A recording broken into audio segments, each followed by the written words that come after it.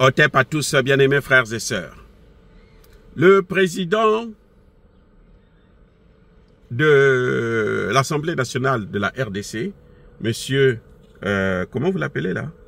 Vital Kamerhe. D'autres gens l'appellent VK. Il est allé en Ouganda. Lui-même, il dit qu'il est en mission de diplomatique parlementaire. Il parle de la diplomatie parlementaire. Je répète, diplomatie parlementaire. Dans un pays démocratique, lui, il a soi-disant été élu démocratiquement. Et il parle de diplomatie parlementaire. Donc, dans un pays, il y a deux diplomaties. Il y a la diplomatie gouvernementale et la diplomatie parlementaire. Alors, monsieur Vital Kamerhe, posez-lui la question de savoir qu'est-ce qu'un parlement. Quel est le rôle du parlement? L'Assemblée nationale, les députés là, leur rôle, ce n'est pas de faire de la diplomatie. C'est pas vrai. Si quelqu'un vous a dit ça, ce mot-là, moi j'ai étudié. Jusqu'au doctorat, je n'ai jamais entendu ce mot, diplomatie parlementaire. Celui qui fait la diplomatie, c'est le gouvernement. Parce que la diplomatie, c'est réservé à l'État. C'est pour ça que le président de la République a le monopole sur la nomination du ministre des Affaires étrangères. C'est un poste régalien. C'est-à-dire que c'est le président, c'est le pouvoir du président que l'on détient là. Donc quand monsieur vient vous parler de la diplomatie parlementaire, ce sont des gros mots qui ne valent absolument rien. C'est-à-dire que c'est des mots vides. Il n'y a rien du tout.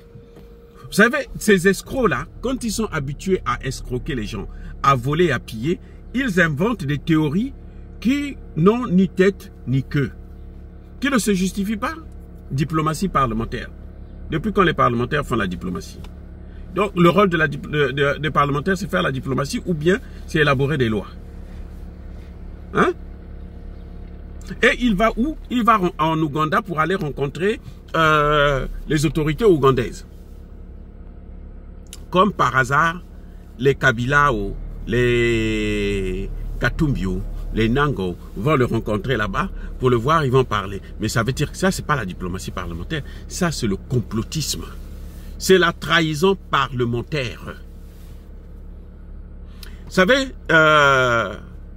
Vital Kamerhe fait ça parce que Tshisekedi est mou. En tout cas, il ne connaît pas ses droits. Ça, c'est pas se cacher derrière, non, moi, j'aime pas le sang, je suis démocrate. Ça, ce n'est pas la démocratie. La démocratie, la base de la démocratie, c'est le respect des principes, le respect de la loi. La base même fondamentale de la démocratie. La démocratie, ce n'est pas la violation du droit, non. La démocratie commence d'abord par le respect des institutions, des lois. Celui qui élabore les lois, là, il doit être le premier à les respecter. Un parlementaire, c'est celui qui élabore les lois.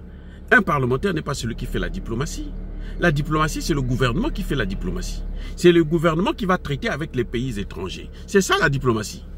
On ne fait pas la diplomatie entre vous. Non, ce n'est pas la diplomatie. C'est la négociation, ça. La diplomatie, c'est entre les États. La vraie diplomatie, là, c'est entre les États. C'est la politique qu'un État mène vis-à-vis d'un autre État souverain. Et en démocratie, il n'y a pas de diplomatie parlementaire. Parce que c'est comme si c'était le Congo est devenu un serpent à deux têtes. C'est-à-dire qu'il y a le président de la République qui mène sa diplomatie avec la vaillante ministre des Affaires étrangères, Madame Wagner. Et puis il y a un voyou qui se passe pour président de l'Assemblée nationale qui aussi, lui, il mène une diplomatie parallèle. C'est la diplomatie bis. Vous voyez? Et vous, quand vous écoutez cette diplomatie, les gens là, qui parlent de cette diplomatie, notamment Vital Kamerhe, il n'a jamais condamné l'agression rwandaise. Il n'a jamais condamné Paul Kagame. Il n'a jamais reconnu la responsabilité de Kabila qui a créé l'AFC. Qui finance le M23. Il n'a jamais reconnu ça. Et il vient parler de diplomatie parlementaire. Qu'est-ce qu'il veut dire par là? Pourquoi Tshisekedi continue à garder des voyous comme ça là, à la tête de l'État? Il ne demande pas à ce qu'on les prenne, qu'on les arrête. Si on les met en prison là, vous allez voir, quand ils vont commencer à sentir la perte de leur droit de se mouvoir, de sauter, de crier, de danser sur les morts des Congolais, vous allez voir qu'ils vont commencer à se calmer un à un. Vous avez vu Kabila, non? Depuis qu'on lui a dit que non, on va saisir tout est bien, il commence à circuler partout, dans tous les pays. Il est allé en Afrique du Sud, en Zambie, par-ci, par-là, là où il a investi beaucoup d'argent, pour qu'on puisse intervenir. Il est allé voir même Obasanjo, pour qu'il puisse intervenir, pour qu'on le laisse rentrer au Congo, venir récupérer ses biens et gérer son argent, et reprendre la guerre.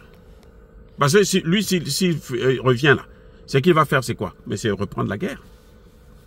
Il cherche à revenir pour reprendre cette guerre. Donc c'est à Tshisekedi. Tshisekedi doit prendre ses responsabilités. Il faudrait qu'à un moment donné que Tshisekedi puisse frapper du poing sur la table. Il ne peut pas continuer à laisser faire de telles imbécilités. Diplomatie parlementaire. Ça veut dire quoi? Hein? Il est allé ramasser ça encore où? Diplomatie parlementaire. Parce qu'il y a la diplomatie gouvernementale, il y a la diplomatie parlementaire, il y a la diplomatie quoi encore? L'autre diplomatie, c'est laquelle? Économique.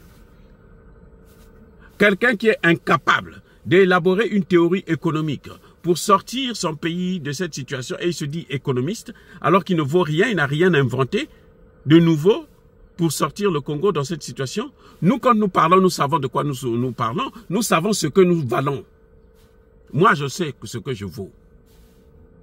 Même si mon pays ne me reconnaît pas, mon pays ne m'utilise pas, mais les gens qui suivent l'actualité internationale, les gens qui lisent, savent que lui, il a créé la prévention des conflits. Il a créé la justice transitionnelle, qui sont des instruments capitaux pour le développement d'un État, pour la paix et pour la prospérité pour un État. Voilà. Donc, on ne parle pas comme ça en l'air. On ne critique pas parce qu'on n'a rien à faire. Non. Nous parlons parce que nous connaissons. Et nous, quand nous voyons des voyous qui dirigent nos États, des bandits, des criminels, en col blanc, qui dirigent nos États, ça frustre un peu de voir ça. Ça frustre. Il vient sortir diplomatie parlementaire. Est-ce que qui lui donne l'ordre de mission?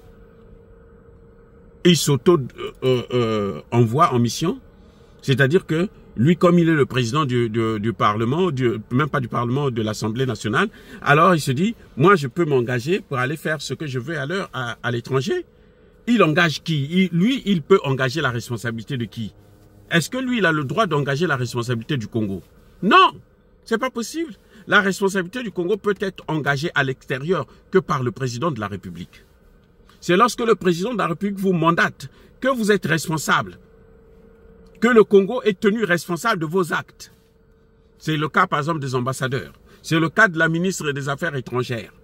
C'est le cas des autres membres du gouvernement. Quand ils sortent à l'étranger pour une mission donnée, l'ordre de mission, là, ils vont au nom du président de la République, ils engagent le Congo. Mais lui, en tant que parlementaire, il ne peut pas engager la République du Congo démocratique. C'est pas possible. Ce n'est pas possible, ça ne se fait pas. Donc le mot diplomatie parlementaire, c'est une invention pure et simple d'un voyou, d'un bandit, hein, parce qu'il est riche, parce que lui, il détient le pouvoir et qui veut sauver Paul Kagame. C'est pour ça qu'ils sont en train de faire tout ça. Mais en réalité, ça n'a rien à voir ça avec la diplomatie en tant que telle. Les amis, encore une fois de plus, soyez bénis, abondamment bénis par le Dieu de Kémité, par nos ancêtres angélisés. Vive l'Afrique éternelle, j'ai dit et j'assume.